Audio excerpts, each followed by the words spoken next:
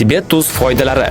Ta'mi shirin, sho'ri o'tkir, ovqatingizni tahir qilib qo'ymaydi. Qaynatib, filtrlanib, qovurilgan. Tosh va zararli chiqindilardan tozalangan. Doimiy Tibet tuz iste'mol qilib borsangiz, organizm va bo'g'imlaringizda tosh hamda zararli tuzlar to'planib qolmaydi. Mahsulotni yodlash jarayoni eski an'anaviy suyuq holatda emas, yangi zamonaviy quruq uslubda yodlangan. Bunda eski usuldan farqi, siz tuz idishni ochganingizdan keyin tuzdagi yod uzoq muddat saqlanib qoladi. Organizmda yod tanqisligi bilan kechadigan xastaliklarni oldini oladi. Temir yetishmovchiligi bilan bog'liq kamqonlikni to'xtatadi va gemoglobinni ko'paytiradi. Qondagi qand miqdorini ko'tarilishini va qandli diabet asoratlarini oldini oladi. Har qanday oziq-ovqat va suv tarkibidagi organizm uchun zararli bo'lgan og'ir metallarni, turli chiqindilarni tanangizdan 80% gacha chiqarib, organizmni butkul tozalaydi. Ovqat hazm qilish tizimidagi muammolarga barham beradi. Bolalardagi jismoniy va aqliy rivojlanishdagi kechikishni, yurak va qon tomir xastaliklari rivojlanishini oldini oladi.